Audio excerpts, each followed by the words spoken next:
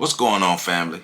I'm just here to remind you that you can get yourself a copy of my new book, On the Shoulders of Giants, Volume 4, The Caribbean, by visiting my website, www.ontheshoulders1.com, and help support me as I continue on my mission to make sure that my people have our information, even though, there are many people trying to stop us from learning our history. But hey, we can teach ourselves, and one of the tools we can use is my new book, On the Shoulders of Giants, Volume 4, The Caribbean. Remember, visit my website, www.ontheshoulders1.com, to get your copy, and I appreciate your support. Who is on the screen, Tante Toya, Adbaraya Toya, also known as Victoria Montau. We have a woman whose archetype has been associated with the titles of healer, midwife, and of course, most notably, a warrior. She was one who was exceptional when it comes to having those qualities of protecting yourself and others. She was highly ranked in the Dahomey's Council of Women. She was born in the Dahomey Kingdom, so this is another woman from an area very close to the same natural environment that Yasantewa was in.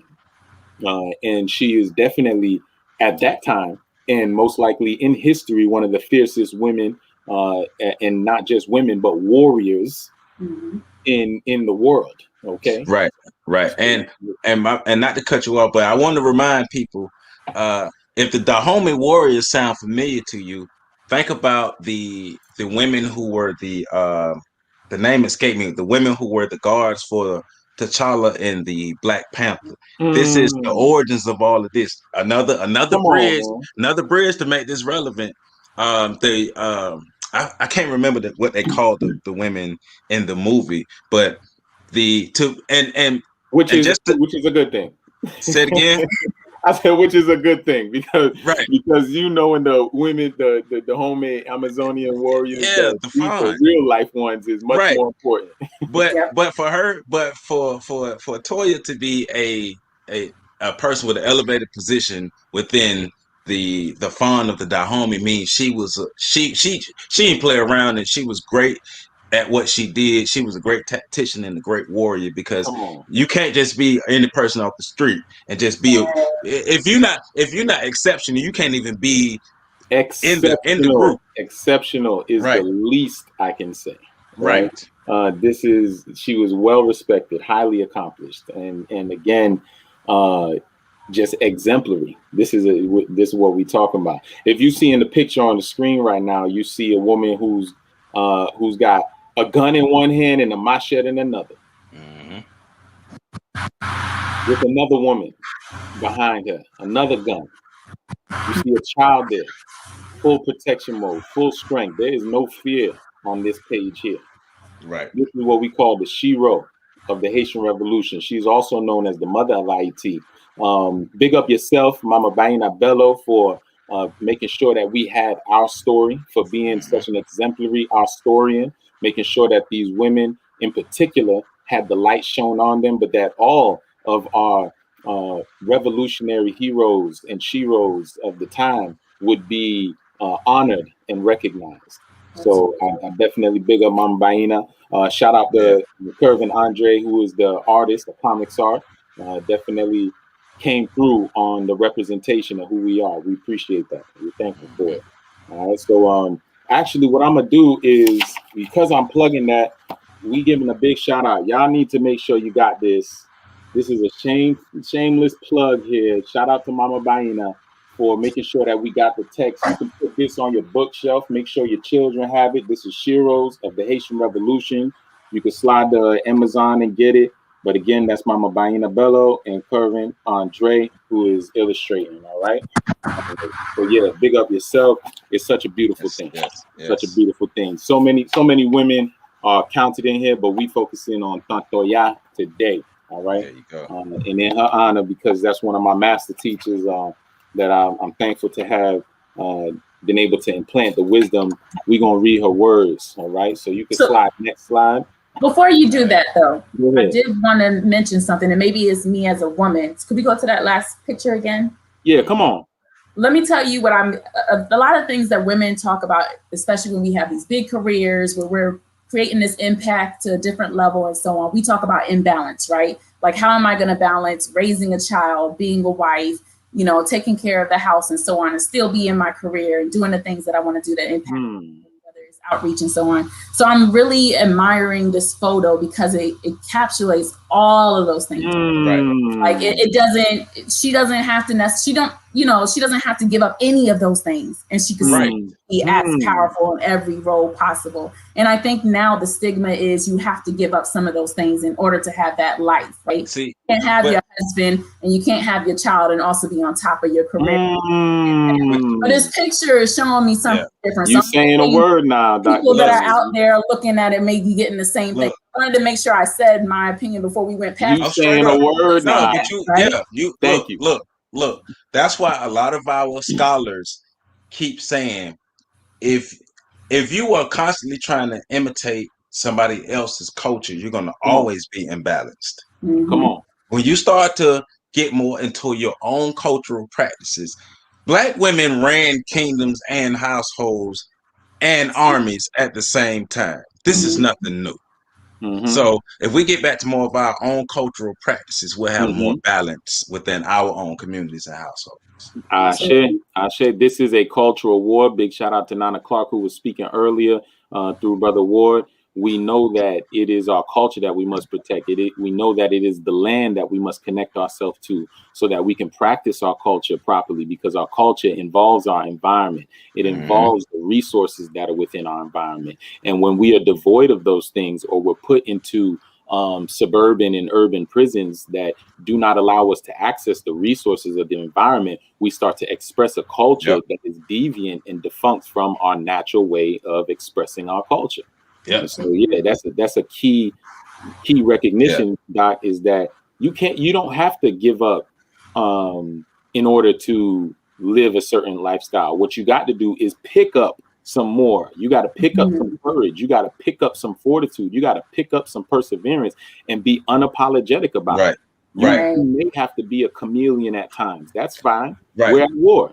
You may also have to put on a mask at times. That's fine. We at war. At war, absolutely. Be positioning yourself behind enemy lines while you are engaging the enemy, but do not feel like you are compromising your principles and your value set. Right, and remember too, all this was within a family in the communal unit as well. So when we talking about get back to culture, so good. That was a good thing you said, Latasia, because yes, that was key. That was super powerful. Yeah, we appreciate that. All right, so again, let's talk about Tante Toya. Adbaraya Toya was a well-respected, highly accomplished warrior for the Empire of Dahomey in Africa, or Kebulan.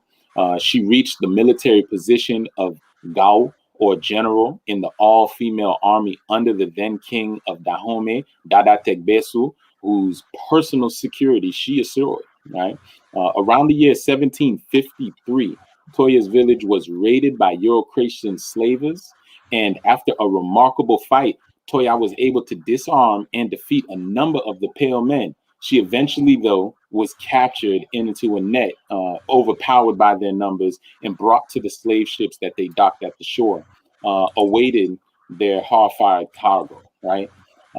After the long journey from Dahomey to Saint-Domingue, or Haiti, Tante Toya was ushered onto an auction block where she had to suffer a number of numerous humiliations. She was purchased by a slaver, and soon after arriving on the plantation, let me give it a day or two, Toya escaped and headed straight into the mountains. Right, she is what we know as the Maroon, right, the one who does not tolerate slavery, does not tolerate what somebody is enforcing upon them. She had, as the brother said earlier, she had a very well-respected position in the army. You just ain't nobody, or you just ain't somebody off the street being assuring the personal security of the king of Dahomey, right? So she is next to sovereignty and is sovereignty. She secures sovereignty. So she's not going to be someone who tolerates it imposed on her. She would have to accept it for herself in order for it to happen. So Toya, escaping into the mountains, was there for many days and many nights, and she attempted to recruit many other Maroons to join her army, but she wasn't finding the right people. She didn't meet the right people. She wasn't able to gather the people who had the same warrior and indomitable spirit as she. And she started to feel a little more hopeless, is the way that the story was also shared and told with me. She started to feel like there was no way that she was going to tolerate being in a place like this without the power of sovereignty. And so she was considering taking her life. And in order to do that, she knows, well, I must do so in the proper fashion. I must do so in the spiritual way of my ancestors.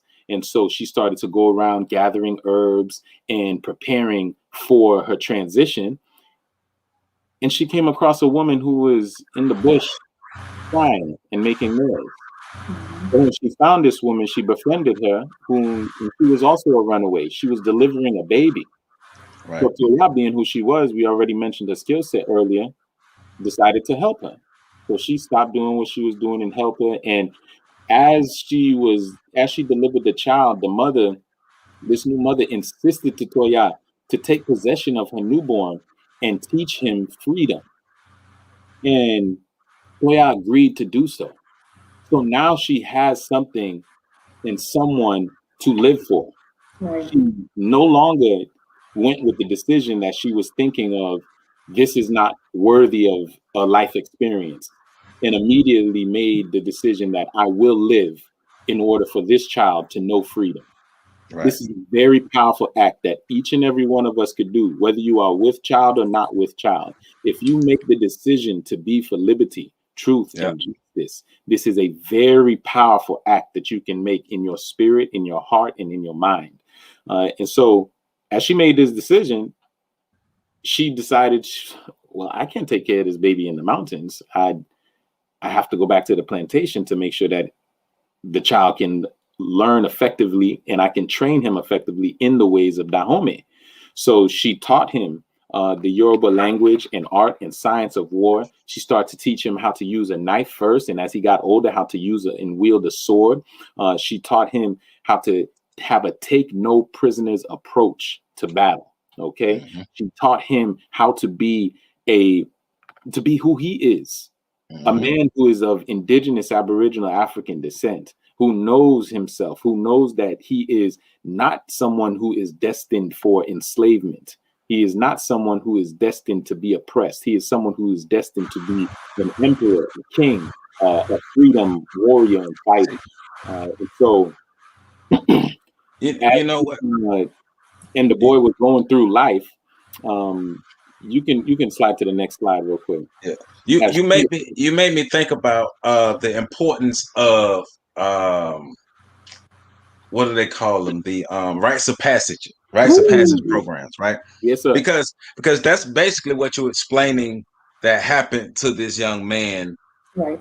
That she taught him. She took her culture and traditions, the culture. Come on. And gave it to him in a way that no matter where he go in the world, he gonna know who he is. Come on. And have that strong sense of self. And because we talk about self-esteem, right? Mm-hmm. Think about in our community, in the Black community, we have so many Black people. I know I went through it as a young man, not having self-esteem because we're not really having a real sense of self, trying to figure out who the hell I am in this mixed up world that we are. Right. But if you have a rites of passage program for boys and girls to know exactly who you are and pass the culture down from person to person, we could turn out more people that's in better mental, physical spaces, emotional places, psychological places, and just overall my sense of self is higher. And I love myself better because I know who the hell I am. So yeah, that is very, I would agree with you. And then we also must think about the systems that we allow them to go into following those rites of passage, so they don't end up in that predicament, like Dr. Jones was saying earlier. Well, do I have to compromise something in order to live this life, or to get this dollar in order to pay my bills, or to be in a place that's nice, quote unquote? I have to compromise. No. We need to have economic systems We need to have communities Yeah. that allow for people to preserve and practice their culture without compromise. Right. But before we even get to that, I think we kind of skipped over a little part. She took herself back to the plantation. Yeah. To make sure she can instill these things. Come on. This boy. Think about that. Because I know we saw, well, a lot of people don't watch like Armageddon and, you know, The Roots and so on, any and every slave movie, or read any and every slave story and look at the slave narratives. But I think the bravest acts are the ones where you're putting your life back on the line, but you're doing it because, you know, you're going to get more out of it. And she knew she was going to get more out of that. Look, we talk about making tough decisions. Right. That's very tough. I don't know if I could have done that. But in today's terms, if we translate it in today, it would be, you know, something like not giving up a particular position, or just to still be nonviolent versus, you know, protesting with violence, or, you know, a lot of these decisions go into how we strategize now. And a lot of people go against each other when it comes to that. But to hear this woman, and the other thing that I thought about when you started, Adam, you were saying how, you know, her prestige as a warrior. Think about all of the bragging rights they got by enslaving a woman at that level. Think about that. And then she still went back because now she has this boy to look after. That's crazy to me. That's so But see, it's like you got to be built different, and that's why you have a number of people who did this, but you don't have like an overwhelming number. This is not the majority of people, because you got to be built different to do something like this.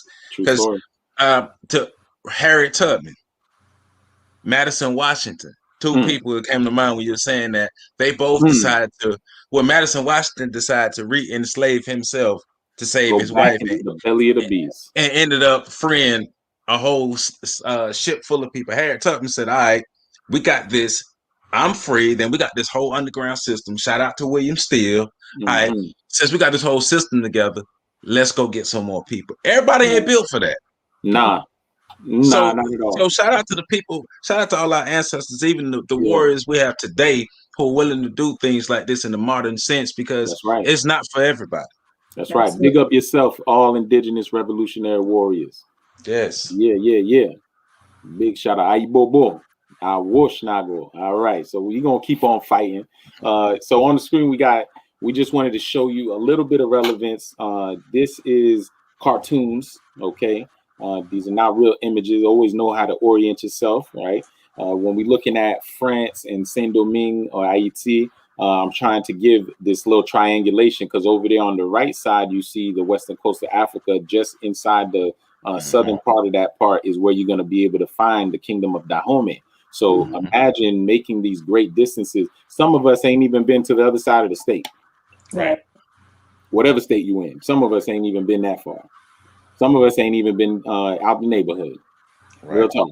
So when you get transposed halfway across the world into some of the most violent, not some of, what is for a fact known as the most violent territory in the world at the time, they were producing the most treacherous acts in Haiti at the time. Okay.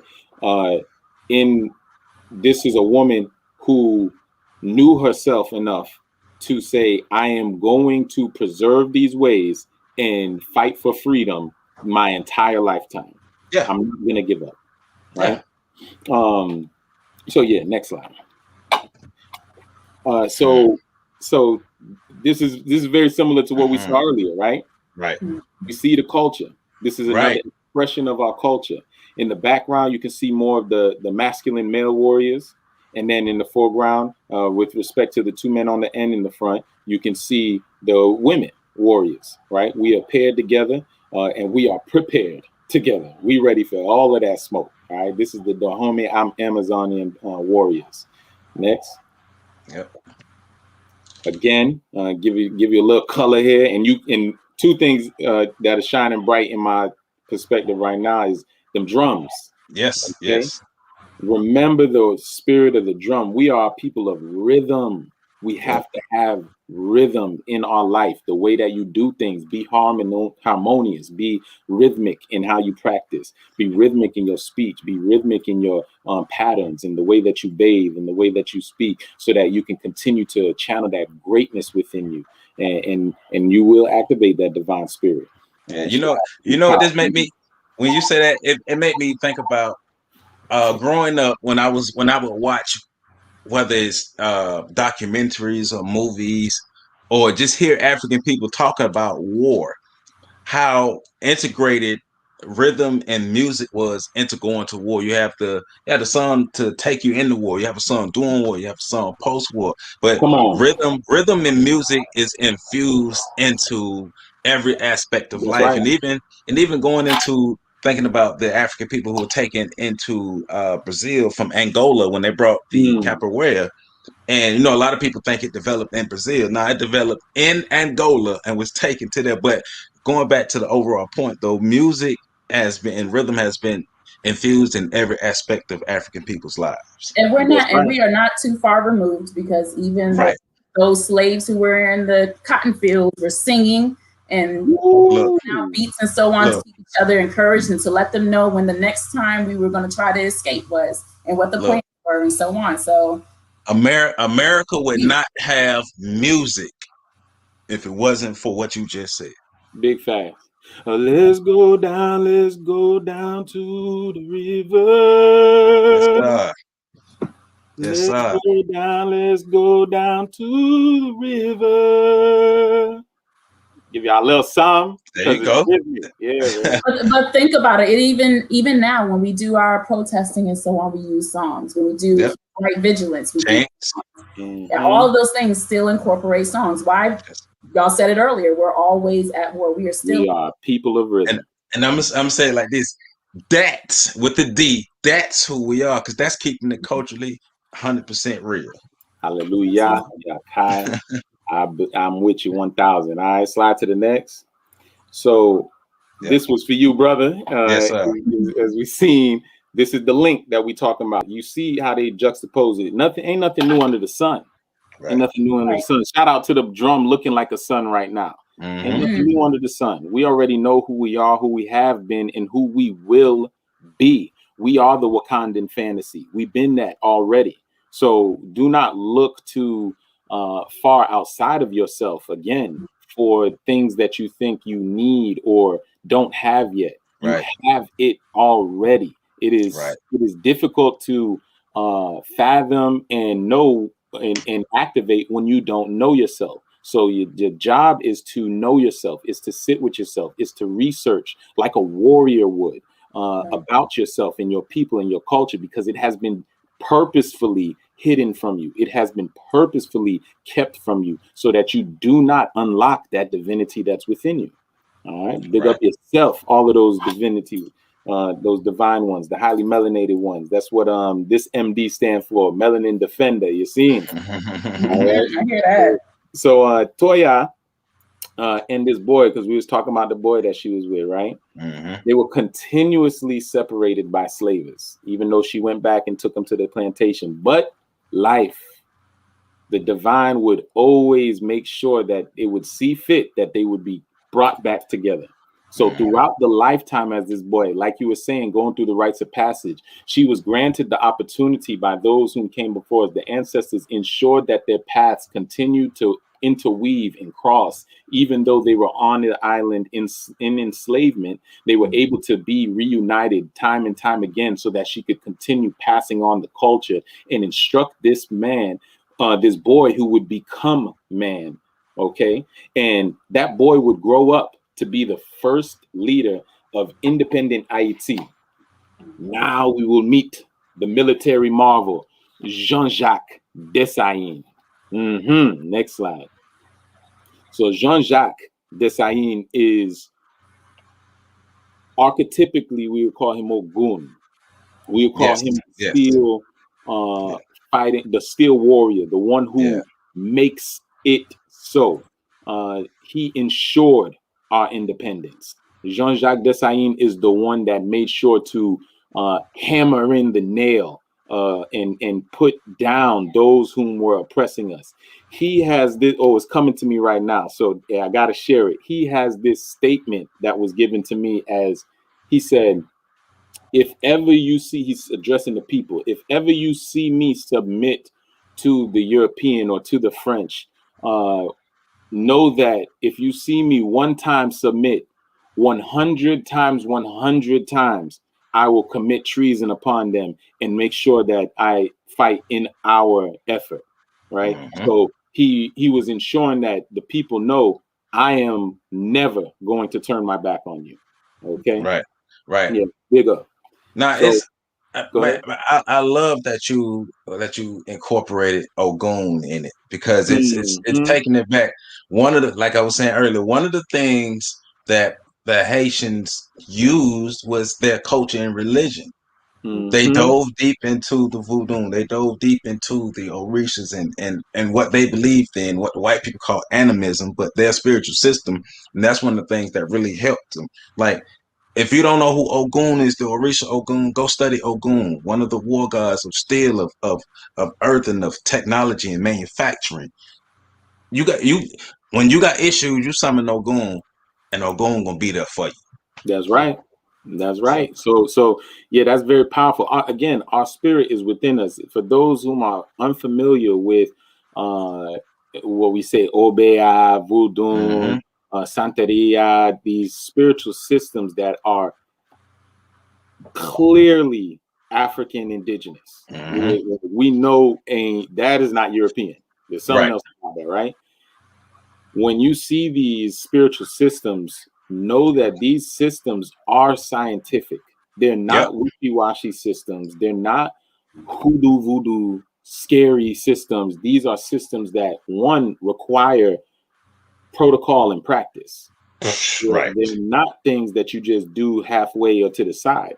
These are things that, again, come from within. So in the case of Haiti, it was this amalgamation of all of those whom were indigenous aboriginals, both on this island as well as the African continent, as well as from wherever else they were captured and brought to this space in. And we fostered together to then see the alignments in our spiritual systems, because what we do know is about all indigenous people is that there is this recognition of the collective.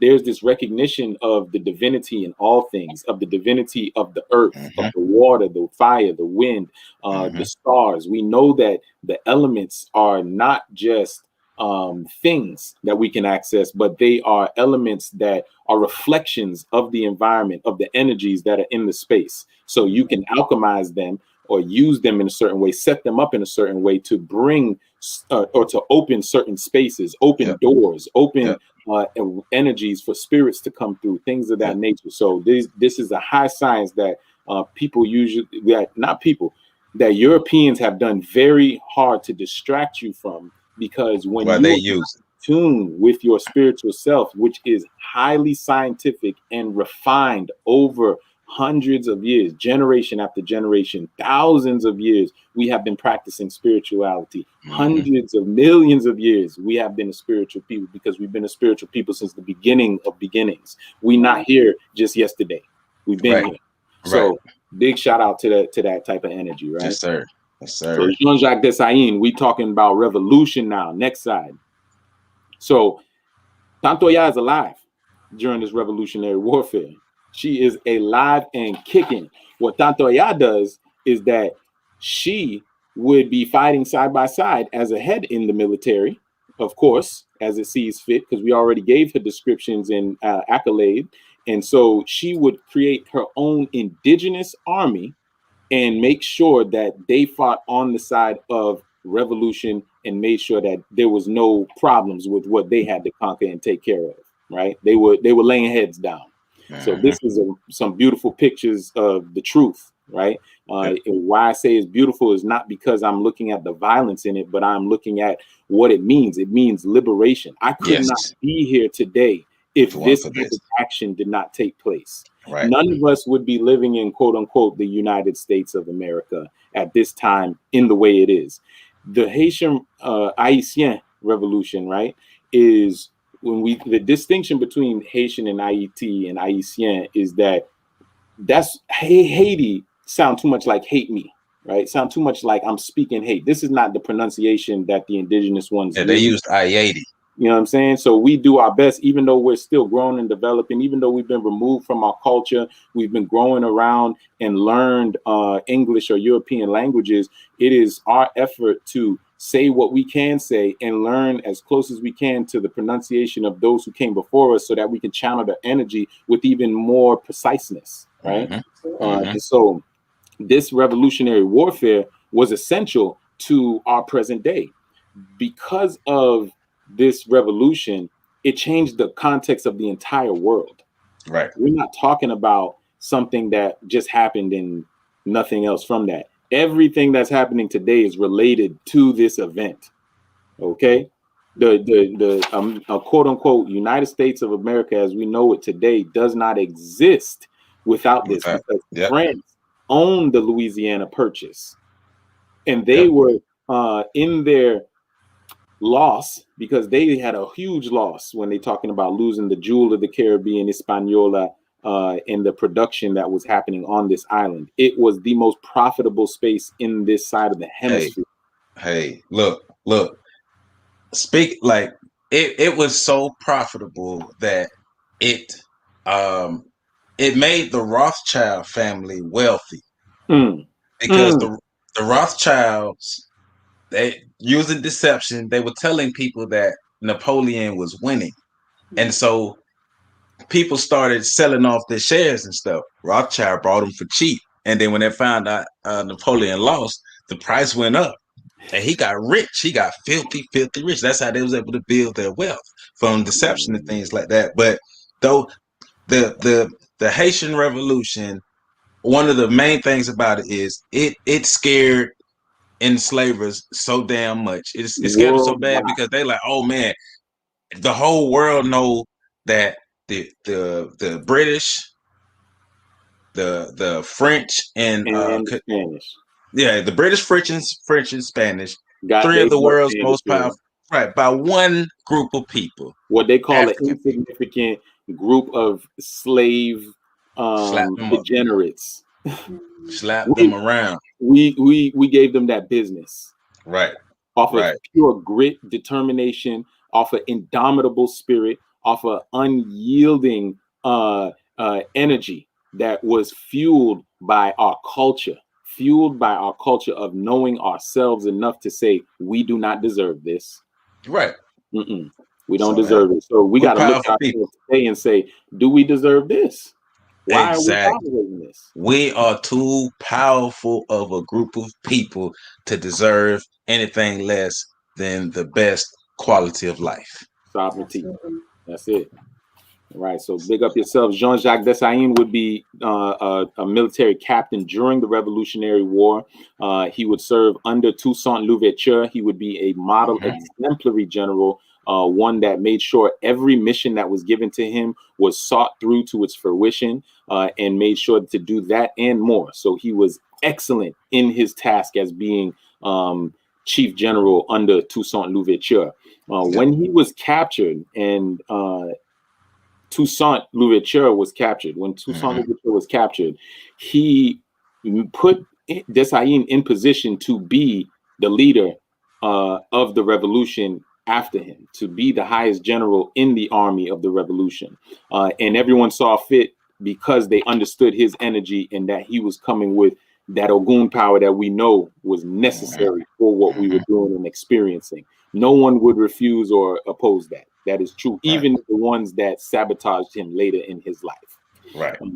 So after, like the brother said, the Spanish were defeated, the French, the English were defeated. And after the French were defeated and freedom was won, Dessalines became the emperor of Haiti. Okay. And in his becoming the emperor, he establishes the world's first empire in the Western Hemisphere, which is not just a republic. We're talking about he is the emperor. Haiti has a very rich history in which nobody really knows. They had I believe it was the third most powerful naval fleet at the time, definitely top 5 at the time. They were printing monies for different countries that were going through revolutions because it ignited revolutionary struggles, wars, Yeah. and Yes. especially throughout America, South America, Central and South America.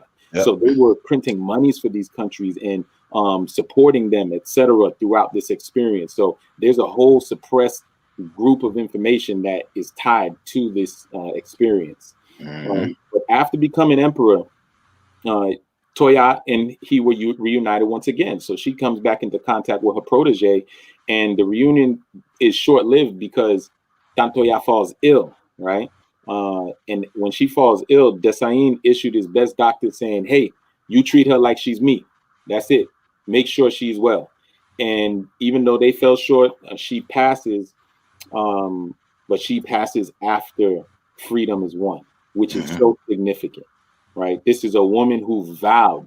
It is also said that before she went to the plantation, she took that baby Dessalines up back into the mountains to present him to the stars and said, I have vowed to live so that you may see freedom. I will teach you how to fight for freedom, and gave that issue to him so that he knew, the stars knew, she knew, they were all held accountable that this was already won. This is a victory for us because we have already said it is so. So that manifestation power is powerful, powerful, powerful. That's why the chant is $100 million. Period. Straight up. Right. Let's get to it, because once you get that first honey, you get another two. All right. So we could go to the next slide. I think the next slide is also about revolution. Yeah. So here, this is just one of the most powerful images for me, because I have heard of the stories that when the revolution was going on, the way they looked back at the island was that it was on fire. The whole island looked like it was on fire during the revolution. We're talking about 1791 to 1805. They are in constant battles, constant struggle for freedom and liberty, and make sure that we know it is not done, because as Dessalines made sure to remind us, when they won and declared their independence, he said, make no mistake about it, we have only secured military independence. Right. There's much more to do. It is just military independence, which is a very significant component, because when you have the force to say, I am not to be yours, I am not to come under your oppression, that's particular, right? So that military independence is powerful, but it's not the only way that we need to be independent in order to foster sovereignty. Exactly. Okay? So when she falls ill and dies on June 12th, 1805, before she dies, he says, he was in a meeting, a powerful meeting, when they told him, and he said, you know what, I got to go. So when he went, he said, this woman gave me my first bath, I will give her her last. And so he was able to bathe Tantoya before she transitioned, and he gave her the most dignified state funeral in the history of the Free Black Empire. Which is just another beautiful part to the story, is that this thing comes full circle. We understand our life cycle, because all of us are going to go through this born, birth and death cycle. All of us are going to go through this age and stage cycle. So what you do in different generations, what you do with your lifetime is dependent on how you practice and apply your experiences in your life. Okay. Right. Next slide. All right. So just another big shout out to Jean-Jacques Dessalines. This is the painting that few may have seen, but this is a depiction of Rochambeau having to kneel down to Jean-Jacques Dessalines. Rochambeau is supposed to be considered one of the most vile Frenchmen to have lived. He is absolutely disgusting. If you look on the left, you see a family under attack by dogs. Okay. He was responsible for ordering hundreds of dogs from Cuba and brought them to the island of Haiti to help commit genocide, because one of the strategies of the French was just to commit genocide, which is nothing new. They have no new strategies in their book. he tried to just commit genocide of the people, and it wasn't going well for him. But he tried, and one of the ways he did was bring dogs. They would do public displays of dogs eating people alive, burning people alive, cutting off people's hands, hanging children, all kind of sick, nasty stuff. But Jean-Jacques Dessalines put an end to that. Okay, big up. Next. So Adbaraya Toya is also known as the mother of Haiti. Okay, we don her this wonderful title because, again, her diligence and commitment to liberty, especially in the training of Jean-Jacques Dessalines. Yeah.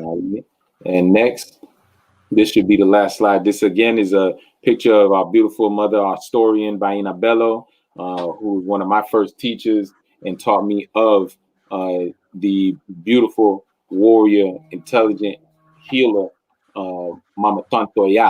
All right, Agbaraya. So thank you for your teachings. Thank y'all for this quick time being able to share such powerful women with y'all. Yes, sir. Yeah.